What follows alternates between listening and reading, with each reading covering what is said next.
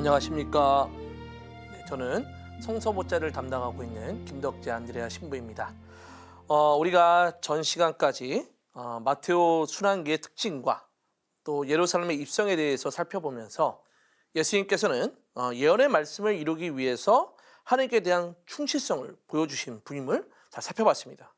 그러면서 마르코와 비슷하게 이 폭력이 아닌 겸손을 통한 사랑과 자비를 통해서 세상을 구원하러 오시기 위해 오신 분임을 잘 드러냈다라고 말씀드렸습니다. 이제부터 예수님의 순환을 본격적으로 다루는 마테오복음의 26장과 27장을 이야기할 것인데, 이번 시간에는 그 중에서 순환의 전조라고 할 수 있는 예수님께서 최고의회에서 신문 받기 전까지의 모습을 좀 살펴보도록 하겠습니다. 그러면 시작 기도를 하고 시작해 보도록 하겠습니다. 성부와 성자와 성령의 이름으로 아멘. 의인에게 덫을 놓자.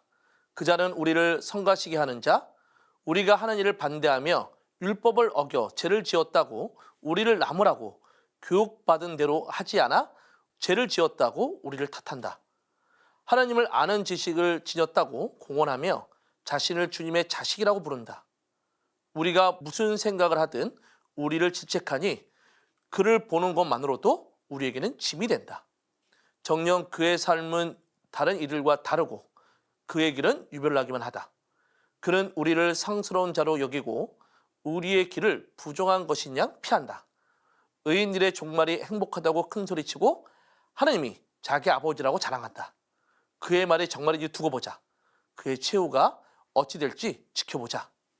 성부와 성자와 성령의 이름으로 아멘. 이거는 지혜서에 나와 있는 악인들의 어떤 생각을 전해주는 대목입니다. 어찌 보면 예수님을 죽음으로 몰고 있는 이 수석 사제들과 율법학자들이 아마 이러한 생각을 갖고 있었던 것은 아닌가 생각이 들어서 이 대목을 가져왔습니다.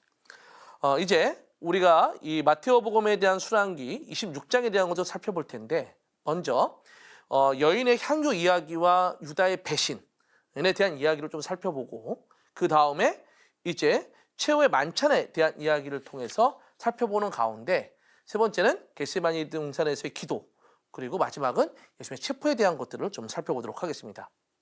자, 마테오도 마르코와 비슷하게 예수님의 순환의 시작을 수석 사제들과 백성의 원로들의 음모로 시작되는 것을 전해줍니다. 그런데 여기서 마테오는 한 가지 이야기를 추가시키고 있습니다. 예수님께서 제자들에게 모든 말씀을 마치시고는 마치 당신이 곧 십자가에 못 박힐 것을 미리 알려주는 내용을 전해주고 있다는 겁니다. 또한 이는 마테오가 의도적으로 임박한 체포와 또 십자가형을 제자들에게 알려주면서 마지막 사건이 일어나는 것을 예수님께서 허용하는 듯한 느낌을 들도록 만들어준 것입니다. 또한 예수님은 모든 말씀을 마쳤다라는 것을 전해주면서 이제 더 이상의 설교와 가르침은 없고 오직 한 가지 가르침, 순종적인 죽음의 행위를 통해서 보여주는 것만이 남았음을 잘 전해주는 듯합니다. 그리고 마테오는 사람의 아들은 사람들에게 넘겨져 라는 표현을 쓰고 있는데, 여기서 넘겨졌다는 것은 바로 하나님의 계획에 순종하고 당신의 운명에 따르는 예수님의 모습이 담겨져 있는 표현입니다. 결국 예수님은 의로움의 길에 투신한 사람이면서 하나님 아버지에 대한 충실한 모습을 나타내지만, 그의 반대자들은 구원의 순간을 알아보지 못한 채 예수님에 대한 적대감으로 죽음의 도구가 되어가는 것을 볼 수 있습니다. 또한 예수님의 반대자들은 백성들이 소동을 일으킬지 모르니 축제 기간에, 즉 체포는 조심하자며 교활한 모습까지 보여줍니다. 이는 서로 상반된 모습을 전해주는 가운데 예수님은 사람들의 구원을 위해서 순종적인 죽음을 맞이할 준비를 통해서, 즉 하나님께 대한 충실성을 보여주는 반면에 적대자들은 충실성보다는 사람들의 눈치와 그 반응을 살피는 교활한 모습을 보여주고 있다라고 볼 수 있겠습니다. 이후 마테오는 즉 여인이 예수님의 머리에 향유를 바른 이야기를 전해주면서 이 이야기를 마르코가 전해주는 이야기를 따라가는데, 마테오는 이 여인의 행동이 진짜 예수님의 장례를 준비하기 위한 행위였음이 나중에 드러납니다. 그것이 무엇인가? 예수님이 돌아가신 후에 주간 첫날 여인들이 한 행동이 마르코와 마테오가 서로 전해주는데 좀 다릅니다. 마르코는 주간 첫날 여인들이 예수님의 무덤을 보러 간 것은 예수님의 시신에 향유를 전해주기 위해서 갔다라고 이야기하지만 마테오는 무덤을 보러 갔다고만 말하고 있습니다. 예수님의 몸에 향유를 바르기 위해 갔다는 표현이 없어지는 것이죠. 결국 마테오는 이 베타니아 여인이 예수님의 죽음과 묻힘에 대비해서 예수님의 몸에 향유를 바름으로써 즉 유다교의 신성한 의무를 다하고 있다는 것을 즉 여인이 예수님의 머리에 향유를 부는 이야기를 통해서 전해줬던 겁니다. 이렇게 여인은 신성한 의무를 다하는 여인도 충실성을 보여주고 있는 모습이죠. 반면에 유다에 대한 이야기, 유다는 예수님을 배반하고 있습니다. 그런데 이 배반의 이야기를 마르코와 비교를 해보면 마테오는 유다의 대화를 전해줍니다. 즉 내가 그분을 여러분에게 넘겨주면 나에게 무엇을 주실 작정입니까? 라는 거예요. 그런 가운데 은돈 30입이 내어지는 것이죠. 이를 통해서 마테오는 유다가 예수님을 배반한 동기가 즉 돈이었다는 사실을 분명히 전해줍니다. 그리고 그 돈은 수석 사제들이 제공하는 것이 아니라 유다가 그것을 요구하고 있다는 것을 강조하는 것이죠. 이는 예수님께서 제자들에게 경고하신 가르침의 말씀과는 대비됩니다. 너희는 자신을 위해서 보물을 땅에 쌓아두지 마라. 땅에서는 좀과 녹이 망가뜨리고 도둑들이 뚫고 들어와 훔쳐간다 라는 것이죠. 그리고 아무도 두 주인을 섬길 수 없다. 한쪽은 미워하고 다른 쪽은 사랑하며 한쪽은 떠받들고 다른 쪽은 없인 여기게 된다 라는 것을 통해서 너희는 하느님과 재물을 함께 섬길 수 없다는 예수님의 말씀을 떠오르게 합니다. 또한 마테오는 그때부터 유다는 예수님을 넘길 적당한 기회를 노렸다라는 말을 전해주는데 여기서 기회라는 단어를 보면 에우카이리아니아는 단어를 쓰는데 이것은 즉 에우 좋다 또 카이로스라는 이 시간이 들어가 있는 내용에 대한 단어입니다. 결국 하나님의 결정적인 구원의 행동이 나타날 종말을 지칭하는 이 카이로스라는 시간에 대한 것이 표현되어 있는데 마테오는 예수님께서 제자들에게 최후의 만찬을 준비하러 시키면서 하나의 말씀을 전해주는데 그 전해줄 때 이런 말을 씁니다. 도성 안으로 아무개를 찾아가 선생님께서 나의 때가 가까웠으니 라는 단어를 씁니다.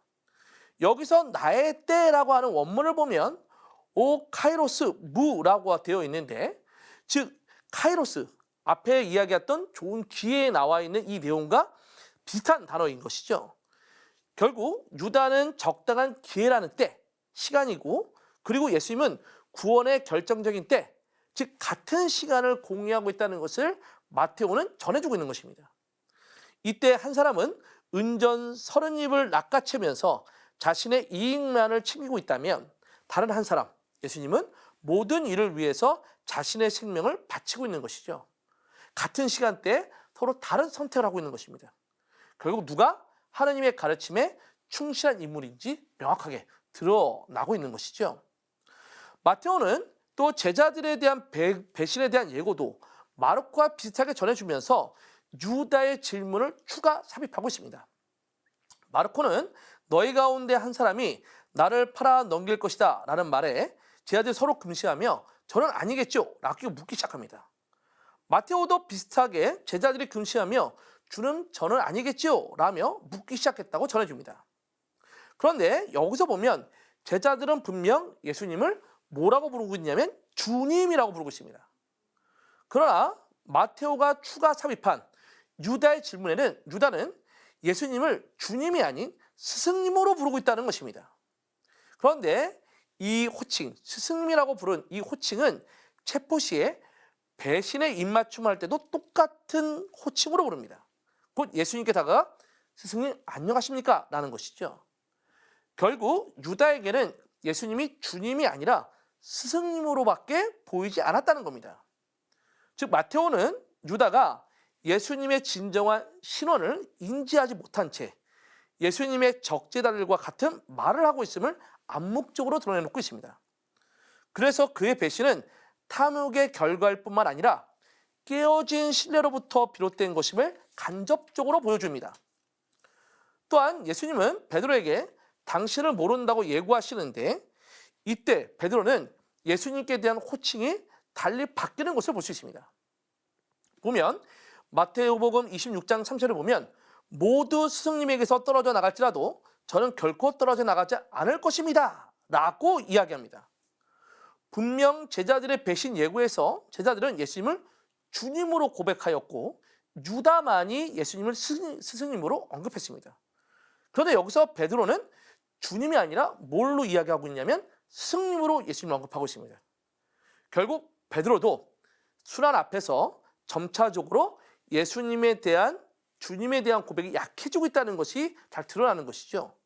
그리고 거의 맹세하듯이 베드로의 마지막 말, 즉 스승님과 함께 죽는 한이 있더라도 저는 스승님을 모른다고 하지 않겠습니다 라고 하는 이 맹세와 같은 말, 결국 이 말은 베드로가 예수님을 배반할 수밖에 없겠네 라는 사인을 알려주게 되는 것입니다. 이를 통해서 어찌 보면 마테오는 그리스도인들은 고난 앞에서 예수님을 스승님으로 고백하는 것이 아니라 주님으로 고백해야 한다는 것을 전해주는 가운데 진정한 그리스도의 충실성은 바로 어떤 순간에도 예수님을 스승이 아닌 주님으로 섬겨야 함을 잘 알려주고 있다라고 볼 수 있겠습니다. 또 마테오는 성찬의 제정에 대한 이야기도 마르코와 비슷하게 전해주면서 죄를 용서해 주려고 흘리는 계약의 피임을 명확하게 드러냅니다. 여기서 계약의 피는 모세가 시나이산에서 백성에게 피를 뿌리면서 하느님과 계약을 맺었음을 천명하는 내용을 연상케 합니다. 탈출기 24장 8절에 대한 이야기인데 여기서 이 모세가 맺은 계약의 피와 예수님이 흘리신 피는 차이가 있습니다. 모세가 뿌리면서 맺은 계약의 피는 즉 하느님과 이스라엘 백성이 친교를 나누면서 하는 친교 제물이었다면 예수님의 피는 사람의 죄를 용서해 주려고 흘리신 속죄 제물의 피입니다. 이는 요한 첫째 서간이 이를 하나님의 사랑으로 잘 표현해 주고 있습니다. 그 사랑은 이렇다는 것이죠. 우리가 하나님을 사랑한 것이 아니라 그분께서 사랑하셔서 당신 아드님을 우리의 죄를 위한 속죄 제물로 보내셨다라는 것이죠. 그리고 많은 서간에서 예수님의 이러한 속죄 행위를 통해서 우리의 죄가 없어졌음을 명확하게 선언해 놓고 있습니다. 곧 당신 치다느님을 죄 많은 육신의 모습을 지닌 속죄 제물로 보내시어 그 육 안에서 그 죄를 처단하셨다라는 것을 이야기해 주고 있는 것이죠. 성경의 시각에서는 이 죄와 죽음을 동일하게 봅니다. 그래서 마테오는 예수님의 죽음이 바로 죄를 없앤 사건으로 묘사하고 있는데 이를 통해서 죽음이 사라지는 모습을 예수님의 십자가의 죽음 이후에 즉 보여주고 있습니다. 이것이 예수님께서 십자가에 못 박혀 돌아가실 때 무덤이 열리고 잠자다 많은 죽은 자들이 살아나는 내용을 통해서 확인할 수 있습니다. 결국 마테오는 예수님의 속죄 행위를 통해서 죄로부터 시작된 죽음이 사라지고 있으며 이를 통해서 진정한 구원을 이루시는 분이 바로 예수님이심을 명확하게 잘 드러내놓고 있습니다. 자, 이제 겟세마니 기도에 대한 이야기를 보도록 하겠습니다. 마테오는 마르코와 비슷한 겟세마니의 기도의 내용을 전달해 줍니다. 그러나 마테오는 두 번의 기도 내용을 전해주고 이에 비해 마르코는 한 번의 기도 내용을 전해줍니다. 그런데 두 번째 마테오가 전해주는 이 기도의 내용을 보면 아버지, 이 잔이 비껴갈 수 없는 것이라서 제가 마셔야 한다면 아버지의 뜻이 이루어지게 하소서라는 것을 이야기합니다. 여기서 잔은 마르코와 같이 예수님의 순환을 의미합니다. 그리고 마테오는 아버지의 뜻이 이루어지게 해달라는 기도를 하셨다고 전해주는데 그런데 잘 보시면 즉 아버지의 뜻이 이루어지다라고 하는 것은 제자들의 가르쳐주신 주님의 기도를 연상케 합니다. 아버지의 나라가 오게 하시며 아버지의 뜻이 하늘에서와 같이 땅에서도 이루어지게 하소서라는 것이죠. 이는 예수님은 눈앞에 닥쳐오는 고통과 죽음을 피하고 싶은 유혹을 이겨내고 아버지의 뜻대로 이루어지기를 바라는 기도의 아주 전형적인 본 모습을 보여주고 있다라고 볼 수 있습니다. 결국 기도란 나의 뜻을 이루기 위한 기도가 아니라 아버지의 뜻이 이 땅에 이루어지도록 하는 것이 바로 진정한 기도이면서 이 기도는 예수님께서 세 번에 걸쳐 기도하신 것 같이 반복해야 함을 잘 알려주고 있습니다. 여기서 우리는 베드로와의 어떤 모습을 대비해 볼 수 있을 것 같습니다. 예수님은 고난 앞에서 3번이나 아버지의 뜻이 이루어지기를 원하는 기도를 하셨고, 이에 비해 베드로는 고난 앞에서 예수님을 3번이나 모른다고 부인합니다. 이를 통해 진정한 그리스도인들의 충실성은 부인하지 않겠다는 다짐과 맹세에 있는 것이 아니라 바로 끊임없는 기도 안에서 나타나고 있다는 것을 잘 생각해 볼 수 있겠습니다. 그리고 예수님의 기도를 보면 아버지라고 언급하는 내용이 나오지만 원문을 보면 나의 아버지로 되어 있습니다. 이는 예수님이 하나님과 친밀한 관계에 있음을 알려 나타내주는 말인데, 결국 우리도 하나님을 아버지로 부른다는 것은 하나님과 우리가 예수님을 통해서 아주 친밀한 관계에 있음을 생각하도록 만드는 것이라고 볼 수 있겠습니다. 또한 베드로와 같이 제자들은 잠을 자고 있었는데, 이 잠은 주님과 그분의 말씀에 충실하지 않는 그리스도인들의 태도를 나타냅니다. 이는 열처녀의 비유를 통해서 알 수 있는데, 마태오는 25장에서 신랑을 맞이하는 열처녀의 비유를 들려주면서 등불을 준비하지 않는 처녀들이 신랑이 늦어지자 모두 졸다가 잠이 들었음을 전해주고 있습니다. 이렇게 잠든 처녀들은 결국 신랑을 맞이하지 못하고 혼인잔치에 들어가지 못하게 됩니다. 결국 마테오는 잠을 통해 주님의 가르침에 충실하지 못한 이들은 하늘나라에 들어갈 수 없음을 명확하게 드러내놓고 있습니다.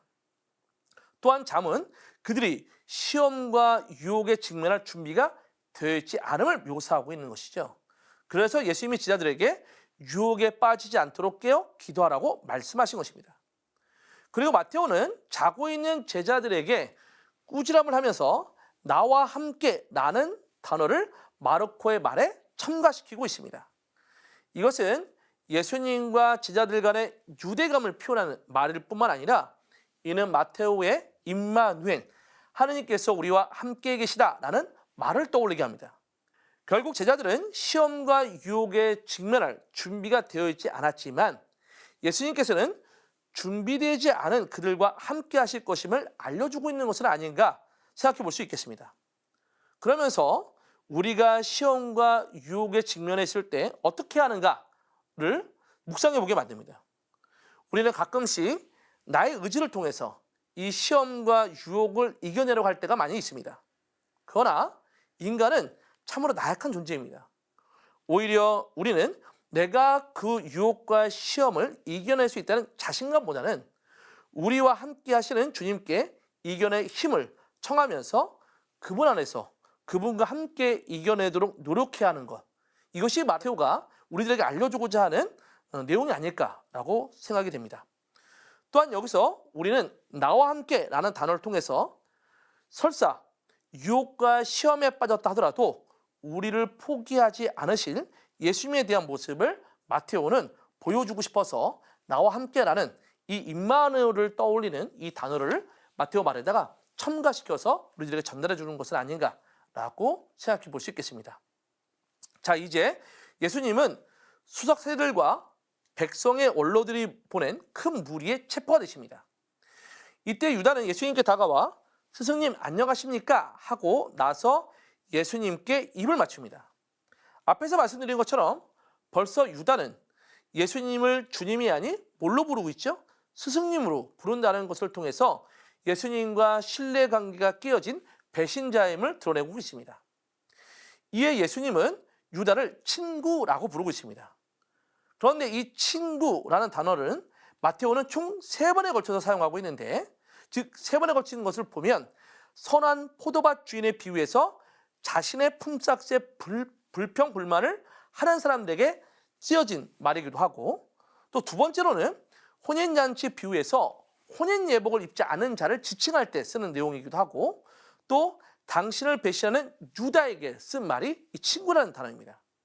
결국 친구라고 하는 것은 그 사람과 친분 관계를 드러내는 말이 아니라는 것을 알 수 있죠. 즉 겉으로는 어떤 특권을 누리고 있지만 속으로는 불충하거나 오만한 태도를 품고 있는 이들에게 한 말이 바로 이 친구라는 단어입니다. 따라서 이 용어는 감사와 순종이라는 하느님 나라의 가르침을 거부하면서 피상적으로만 하느님 나라와 관계를 맺고 있는 이들을 지칭합니다. 그러나 마테오는 이를 통해서 그들을 비난하고자 했던 것이 아닙니다. 오히려 그들의 불충함을 드러내려고 했던 것이라기보다는 예수님께서 이러한 표현을 통해서 위선을 직접적으로 비난하지 않고 자기의 성찰과 회개의 여지를 남겨두는 모습을 어찌 보면 이 친근한 단어를 통해서 보여주고 있는 것은 아닌가라고 생각이 듭니다. 결국 마테오는 예수님께서는 배신한 유다에게도 회개의 기회를 주시면서 그와 함께 있음을 나타내고자 이 친근한 단어를 쓴 것은 아닌가라고 생각이 듭니다. 그러나 유다는 이러한 예수님의 사랑을 거부하고 자신의 목숨을 죽음에 던져버리게 되는 것이죠. 또한 마테오는 예수님의 체포 시에 제자들을 향한 말씀이 추가되어 있습니다. 즉 칼집에 돌을 꽂아넣어라 라는 이 말씀인데, 이 말씀은 상상설교를 통해서 먼저 제자들에게 하신 말씀들입니다. 즉 악인에게 막 서지 마라. 오히려 누가 내 오른밤을 치거든 다른 밤마저 돌려대어라 라는 것이죠. 결국 그리스도인들이 가야 할 길은 폭력과 보복을 거부하는 가운데, 즉 선인이나 악인에게 똑같이 자비로운 용서와 연민을 내려주시는 아버지의 길, 하느님의 길을 선택해야 함을 알려주고 있는 것입니다. 예수님의 무기는 물리적인 폭력이 아니라 자비와 연민의 힘이심이 드러나고 있는 것이죠. 그래서 예수님은 폭력에 천사들을 동원한 대립으로 그 폭력을 없앨 수 있지만 하지 않는 모습을 보여주고 있습니다. 오히려 예수님은 성경 말씀을 이루시는 하나님 말씀에 대한 충실성을 다시금 보여주고 있습니다. 그렇다면 우리 그리스도인들은 어떤 길을 따라가야 하는가라는 것이죠. 내 안위를 위한 폭력의 악순환의 길을 가야 할 것인가, 아니면 즉 자비와 연민으로 폭력의 고리를 끊으라는 그리스도의 가르침을 따르는 그 길을 나아갈 것인가, 이것이 우리 앞에 놓여있는 선택이다라고 볼 수 있겠습니다. 오히려 마테오는 이러한 선택의 두 부분 안에서 예수님의 어떤 충실된, 하나님의 가르침에 충실된, 또 폭력을 거부하는 모습들을 통해서 우리도 그러한 폭력을 거부하고 폭력의 악순환을 끌어내려고 노력해야 한다는 것을 우리들에게 잘 전달해 주고자 마테오는 노력했다라고 볼 수 있겠습니다. 정리해 보도록 하겠습니다. 우리는 총 4가지 장면을 살펴봤습니다. 첫째는 여인의 향유 이야기와 유다의 배반, 여러 가지 것들을 보면서 향유를 예수님께 바치는 여인과 예수님을 배반하며 돈의 이득을 취하는 유다의 모습을 살펴봄으로써 한쪽은 예수님을 위해서 자신의 큰 돈을 바치고 있지만 다른 한쪽은 예수님을 배반하면서, 즉 돈을 받아 자신의 탐욕을 채우고 있는 모습을 첫 번째 장면에서 보여주고 있는 것이죠. 그리고 마테오는 시간적인 표현을 유다에게도 예수님께도 적용하면서 같은 시간 속에서 한쪽은 은전 선생님을 받으면서 자신의 이득을 챙기고, 예수님은 모든 일을 위해서 생명을 바치는 자기 희생의 길을 나아가는 모습을 통해서 진정한 신앙의 삶을 제대로 가르쳐주고 있다고 볼 수 있겠습니다. 두 번째 이야기는 성찬의 제전문을 통해서, 즉 죄를 용서해 주려고 많은 사람을 위해서 흘리는 계약의 피를 예수님을 통해서 즉 이루어지고 있음을 보여주는 가운데, 예수님이 결국 많은 사람의 죄를 용서해 주기 위해서 속죄 제물로서 십자가의 죽음을 받아들였음을 잘 알려주고 있습니다. 결국 이 속죄 행위를 통해서 우리의 죄가 없어졌고, 또 죄가 없어짐으로써 죽음이 사라지고 있는 모습을 마테오는 십자가의 죽음 이후 무덤이 열리고 잠자던 많은 성도들이 되살았다는 것을 통해서 보여주고 있습니다. 또한 겟세마니 이야기에서는, 즉 마테오는 예수님의 두 번째 기도의 모습, 아버지의 뜻이 이루어지게 하십시오 라고 하는 주님의 기도를 연상케 하는 기도의 모습을 통해서 참된 기도의 모습을 우리들에게 알려주고 있습니다. 결국 참된 기도란 내 뜻의 성취를 위한 것이 아니라 하나님 아버지의 뜻이 이루어지도록 기도하는 것임을 알려주고 있고, 또한 유혹은 기도를 통해서 이겨낼 수 있음을 알려주고 있습니다. 그리고 마테오는 마지막 체포 이야기에서 유다를 친구라고 부르면서 유다의 위선을 드러내고 있긴 하지만 그 속에서 다시금 유다가 즉 회개하기를 바라는 마음도 함께 담겨 있는 모습을 통해서 예수님께서는 자비와 연민을 통한 그리스도의 삶을 강조하고 있음을 잘 보여주고 있습니다. 그러나 이것을 따를 것이냐 따르지 않을 것이냐는 우리의 선택에 달려 있는 것이죠. 어쩌면 우리가 이 마테오 복음이 전해주고 하는 내용들을 통해서 오히려 우리들은 즉 예수님의 가르침에 충실하는 가운데 폭력도 끊고 오히려 그분께 아버지의 뜻이 이루어지는 기도들을 통해서 우리가 좀 더 위선의 모습이 아니라 회개의 길을 나아가는 것, 이것이 마테오 복음사가 우리들에게 알려주고자 하는 순한 이야기가 아닐까라고 생각이 됩니다. 오늘 여기까지 진행하고요. 다음 시간에는 이 마테오의 좀 더 심오한 최고의 신문과 예수님의 죽음에 대한 의미들을 살펴보도록 하겠습니다. 수고하셨습니다.